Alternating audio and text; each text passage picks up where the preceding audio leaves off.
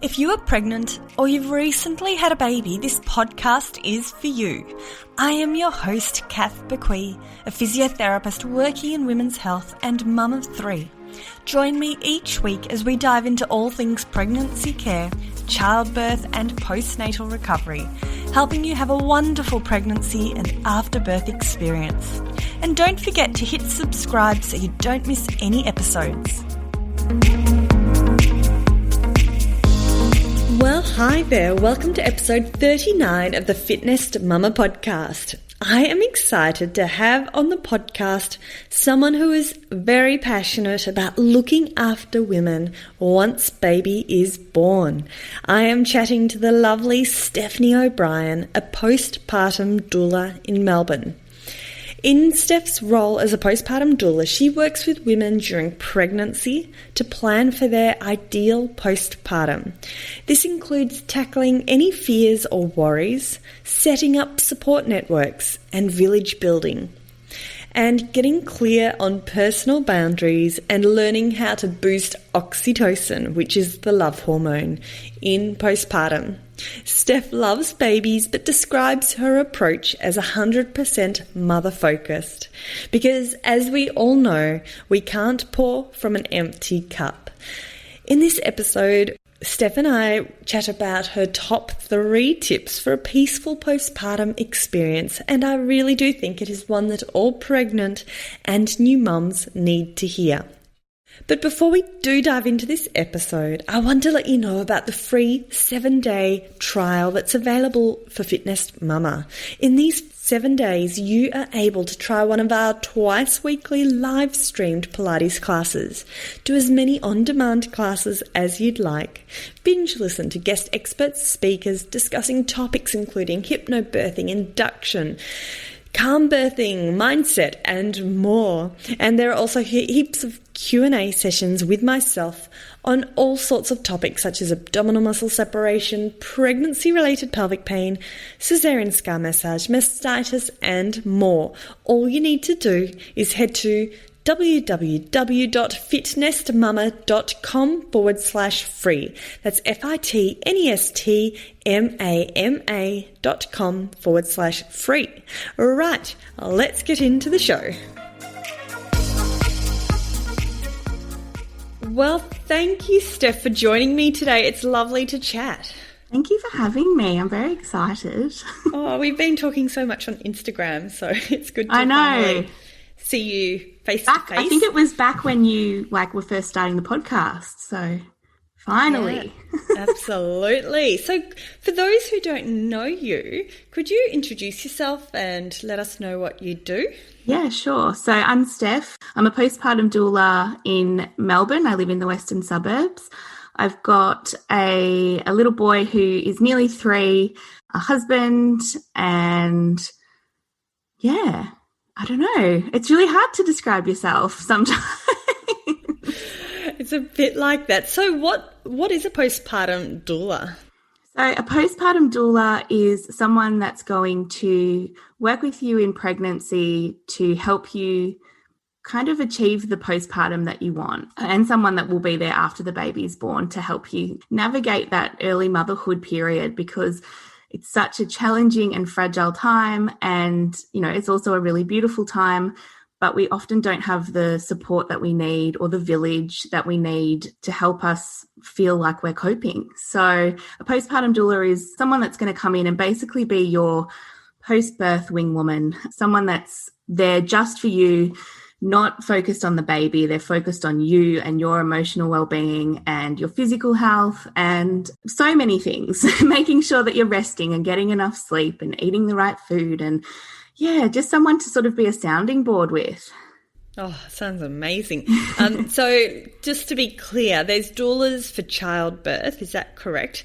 And then you specialise more in just the postpartum phase? Yeah, so there's some doulas that will do both birth and postpartum, and some that are just birth specific, and then some that are postpartum specific. So for me, I'm just postpartum, but I do have conversations with my clients around birth, around how they want to birth, and just to make sure that we try and do whatever we can to make sure they get the birth that they're after, but I'm not physically there during birth. So how do you vary from the support that someone might get?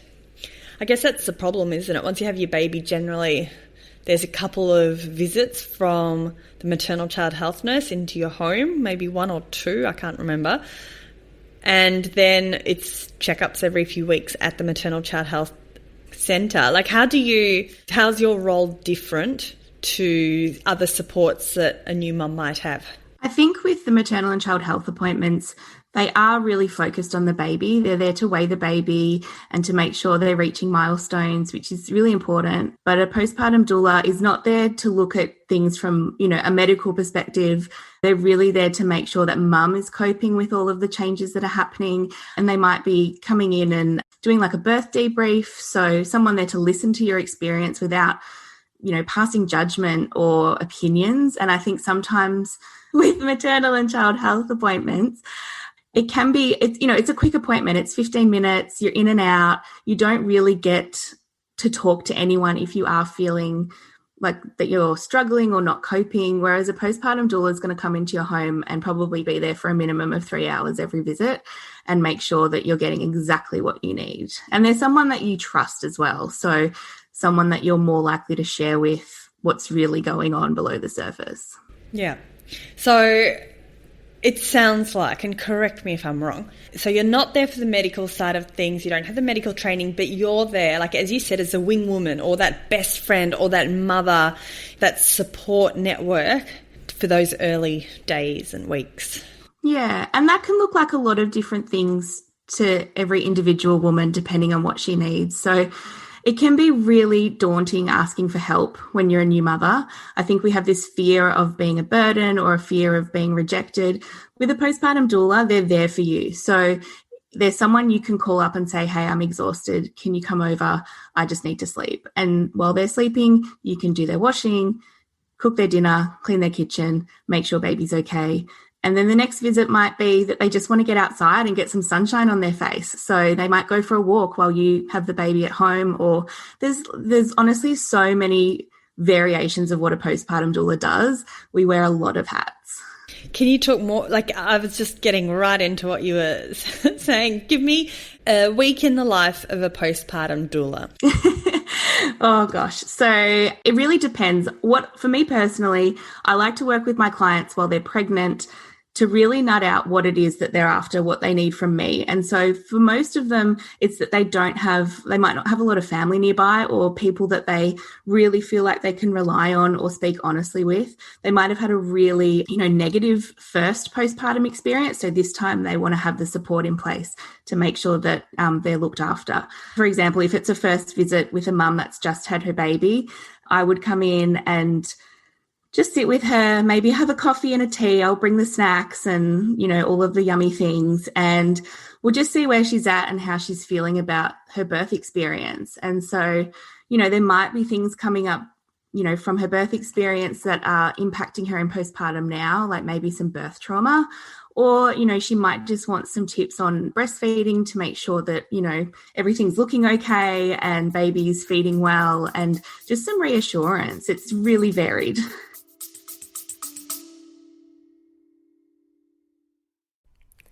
This episode is brought to you by Baby Bee, Australian-owned and designed prams combining quality, safety and style.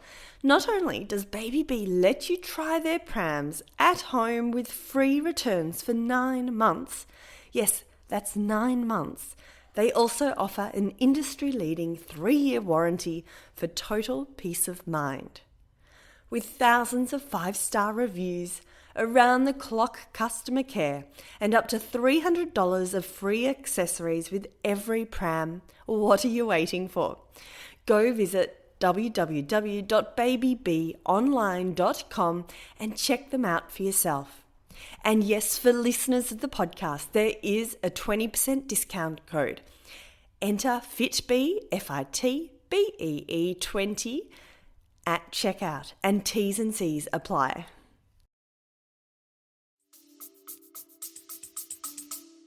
It sounds so brilliant. So a few episodes ago, I'll have to quickly look up which episode it was, but I spoke to the lovely Helen Nightingale, who's a midwife, and she's created an unpacking after baby service because she found there was a big need for women to debrief after having a baby and unpack not just the birth story, but like some women have an amazing birth, but their pregnancy was really challenging, or trying to conceive, or that newborn after birth period. So to be able to debrief with you, or just talk and, talk uninterrupted about your experience, whatever that might be, I personally think that would be so beneficial and so healing for so many women. Yeah, and I think for a lot of women, just talking about it once isn't enough.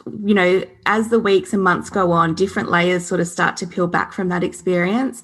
And it's really good to have someone there that you trust, that you can talk with. I know in my own experience, I was so desperate for someone to ask me how my birth went, and no one did. Or if they did, it was that, they would say, oh, well, that's nothing. This is what happened to me. And, you don't really feel validated in that. But we know that, a lot of women are struggling in postpartum with postnatal anxiety and depression, and a lot of that stems from birth trauma. So it's really important that you've got someone that you trust, that you can unpack this stuff with, and someone that can refer you on, if you do need more specialized help from, a psychologist or a counselor or something like that. That's great. So can we unpack that a little bit more, your postpartum experience? Because I believe that was a big driver behind becoming a postpartum doula. Yeah, absolutely. So I wasn't a postpartum doula before I had my son. I was working in a corporate communications background. I had my son, and I just remember it was probably week 2 or 3 thinking to myself, this is so bloody hard. Like, why did no one tell me this? And, obviously people don't necessarily want to scare you or, tell you the horror stories, but I felt like I just wasn't prepared for, I guess, the emotional shift and the sleep deprivation. And I just would have loved to have had someone that I could text at 2 a.m. and be like, hey, help me. And there's also so much information you get in postpartum. So whether it's the maternal and child health nurse, your GP, your obstetrician, whoever it might be, there's all of this information, and a lot of it is conflicting and confusing. So it's great to have, I wish I had someone that was just the one person I went to for things. And then I guess later on in postpartum, I really felt lonely, like really lonely after my husband was back at work and people sort of stopped visiting. It's just you and the baby, and it's like, I don't really know what to do with myself right now. And so overcoming that loneliness, and, I really wish I had have learnt that I didn't have to be doing it all to be a good mum, and that it was okay to say, I'm feeling lonely right now and I need to find some community. But in saying that too, I feel like I had a very supportive family and very supportive friends in early postpartum.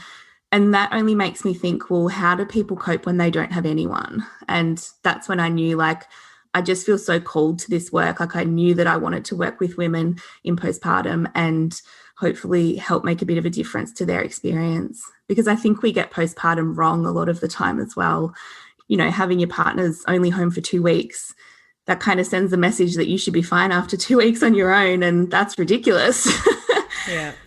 Yeah, no, absolutely. I could talk for an hour about that from a physical point of view. Absolutely. At 2 weeks postpartum, you might have to be at the supermarket pushing a trolley with a toddler on a hip. And especially, for me, I ended up having an emergency cesarean. So that was, a good 6 weeks of recovery. But then you really don't recover from a C-section. You need to give yourself a good 12 months to fully recover from things. And I'm sure in the work that you do, you're providing that physical support to women. I didn't know that existed, which is really sad. Well, that's right. Even we're chatting on your podcast soon, so everyone will have to check out your podcast, which is called Postpartum Stories with Steph. And I will be chatting about my postpartum experience and how that was a big driver behind creating Fitness Mama. So, yeah, you're absolutely right. I think it's improving the postpartum postpartum support, but it's got a long way to go. Oh, absolutely. Absolutely. Like, I think, you get given all these handouts in hospital, like big pieces of paper after you've had your baby, like, here's some people you can call, but it's not really like specialized or specific. Like, there's no postpartum doula handout, and they probably should be. Oh, that's right. And like, I wish every single woman who had a baby would have a 6-week pelvic floor assessment, whether or not you had a vaginal or a cesarean, because we know that incontinence is such a big issue, especially later in life. And we know that pregnancy and childbirth are one of the big risk factors. Yet in Australia, there isn't that option. It's improving around the world. Now, I do believe France, I might be wrong, but France and England now have a 6-week pelvic floor check, which is amazing. So hopefully one day, if we keep talking about it, one day it will happen here in Australia too.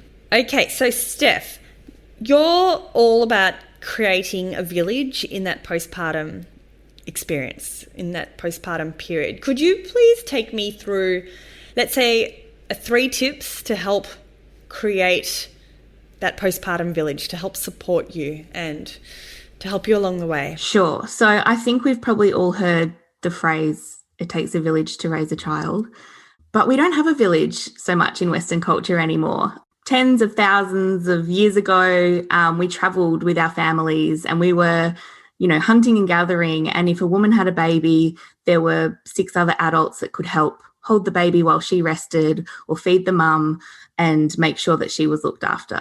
We don't have that anymore. But there are some things you can do to try and help create a village. So my first sort of tip is to just make a list of your friends and family that you can really count on. And by this, I mean anyone that you would feel comfortable crying in front of, being naked in front of, and farting in front of, because that is early postpartum. You are a little bit of a mess, and you don't want to have Auntie Karen sitting on the couch waiting for her cup of tea and judging you for not brushing your hair. So only having those people in your space that you really trust and that would want to help you in early postpartum. So friends that will bring a meal, friends that will go and make their own cup of tea, or will go and put a load of washing on. So really nut that out, and don't include anyone just because they're family or friends, because not all help is good help. My second tip would be to outsource where possible in those first few weeks. So it might be, food delivery services like HelloFresh or YouFoods, just to take the pressure off having to cook and having to even think about food. Getting a cleaner in, if that's something that you can afford to do, maybe once a month just for the first few months. Again, taking that pressure off yourself to feel like you have to be doing all these things when really you just should be resting and falling in love with your baby. And, even delegating friends or family or your partner, whoever it is, to do that heavy housework. So the vacuuming, the taking out of the heavy laundry can weigh kilograms. It's so heavy, that wet laundry. So making sure you delegate those tasks, because that will really help with your pelvic floor and core recovery too in those first 6 weeks. Yeah, absolutely. And I've had clients that have made a little list of things. They've stuck it on their front door, and it's, a friendly list that says, hey guys, here are some things that you're more than welcome to help out with, and it's worked really well. And the other thing I think is a great idea is to have people help entertain older children, take them to the playground, take them out for a few hours, just so you've got some one-on-one time with your baby as well. And so that they're feeling, that connection with someone too.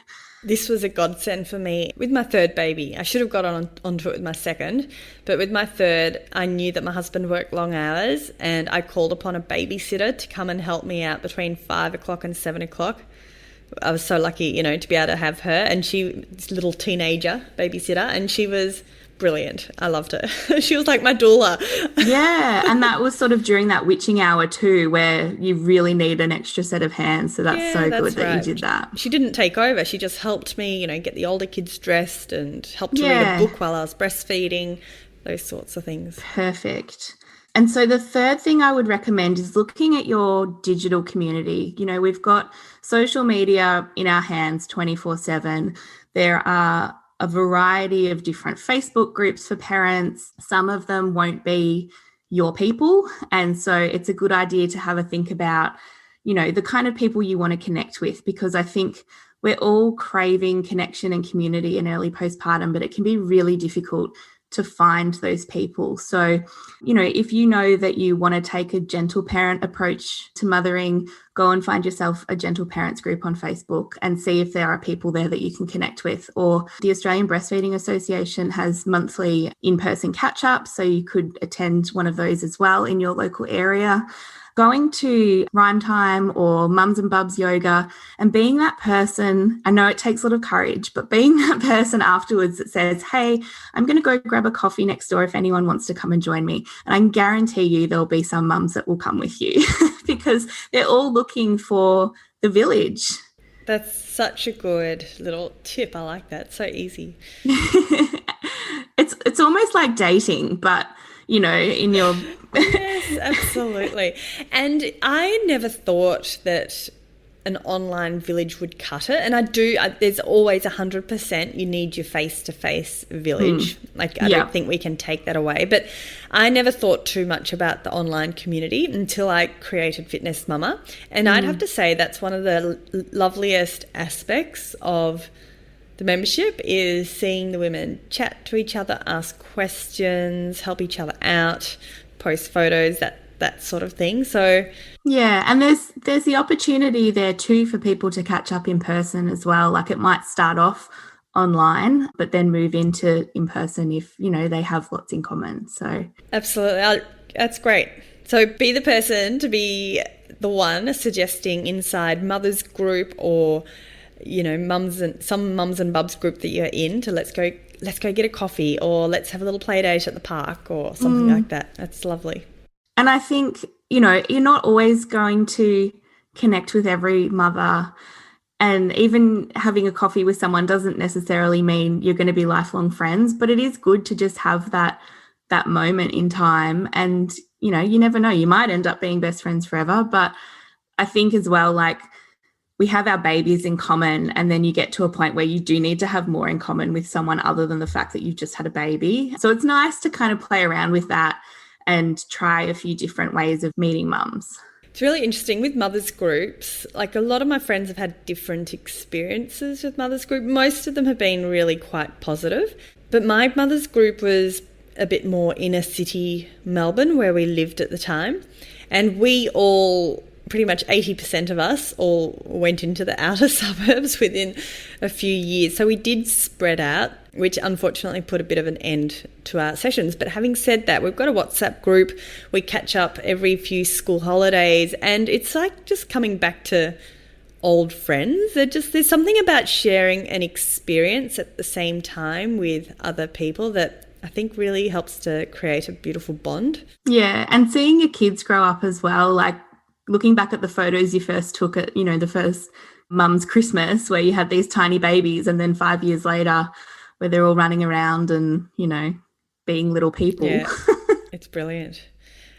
Amazing. Well, thank you so much, Steph. To finish up, putting you on the spot here, but what if you could have just, a few words of wisdom to the mum out there who's listening, who's just had a baby, what would it be?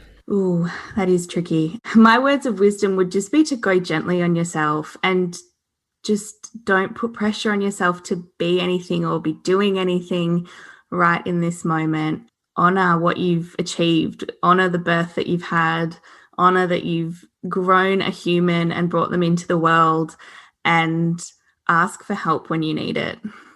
That would be my words of wisdom. Oh, brilliant. Thank you, Steph. We'll finish up there on that lovely note. So for those who want to find out a bit more about you, where can they find you? You can find me at my website. So that's www.postpartumwithsteph.com, or on Instagram at postpartum_with_Steph, and also my podcast as well, which is Postpartum Stories with Steph. And you can find that anywhere that you listen to your podcast. Brilliant. Thank you so much, Steph, for joining me today. Thanks, Kath. And before I sign off, remember my team and I will be putting together the show notes for this episode with all the links at fitnessmama.com/podcast, including how to connect with Steph and also how to join our free 7-day trial for Fitness Mama. Lastly, if you did enjoy this episode, send me a DM. I would just love to hear from you. Have a fabulous day, everyone, and I look forward to you joining me next week for another episode of the Fitness Mama podcast. Thanks for listening to the Fitness Mama podcast, brought to you by the Fitness Mama freebies found at www.fitnessmama.com/free. So please take a few seconds to leave a review, subscribe so you don't miss an episode, and be sure to take a screenshot of this podcast, upload it to your social media, and tag me at Fitness Mama so I can give you a shout out too. Until next time, remember, an active pregnancy, confident childbirth, and strong postnatal recovery is something that you deserve. Remember our disclaimer: materials and contents in this podcast are intended as general information only and shouldn't substitute any medical advice, diagnosis, or treatment. I'll see you soon.